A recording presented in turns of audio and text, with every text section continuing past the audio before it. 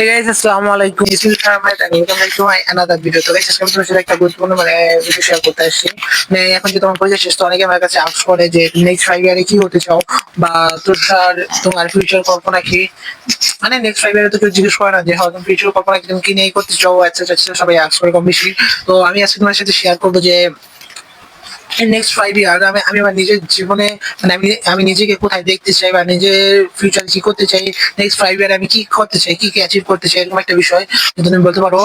মানে আমি তো এখন একটা বলতে পারি না যে আমি নেক্সট 5 ইয়ারে এই জায়গায় দেখতে চাই বা আমি নেক্সট এই জায়গায় যাবো বা এরকম একটা, তো এটা তো বলতে হলে ভবিষ্যৎ বানিয়ে গেলে তাহলে তো এটা ইয়ে হলো না, তাই না? আহ সত্যি কথা বলতে এই প্রশ্নের উত্তর আমি নিজেও জানি না, এক লাইনে দিতে পারবো না কখনো। কারণ আমি বিশ্বাস করি ভবিষ্যতে নিয়ে বড় বড় কথা বললে খুব সহজে কিন্তু ভবিষ্যৎ তৈরি করা হয় না। ভবিষ্যৎ তৈরি করতে অনেক কঠিন, মানে ভবিষ্যৎ তৈরি করা অনেক কঠিন।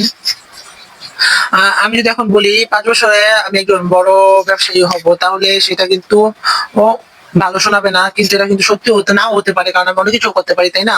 তো এরকম কিছু আমি বলতে পারি না যে নেক্সট 5 ইয়ারে আমি একটা ব্যবসায়ী হয়ে যাবো। আমি জানি না 5 বছরে আমি ঠিক কি করবো বা কোথায় থাকবো।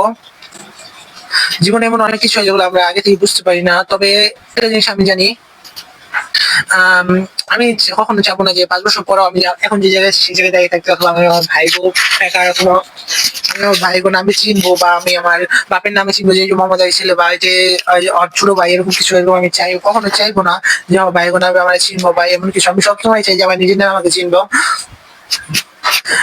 তো এখন থেকে যদি আমি প্রতিদিন একটু একটু করে আগাই, তাহলে ইনশাল্লাহ ইনশাল্লাহ আল্লাহ যদি চাই, তাহলে আমি 5 বছর পর একটা ভালো একটা জায়গায় দাঁড়িয়ে থাকতে পারবো।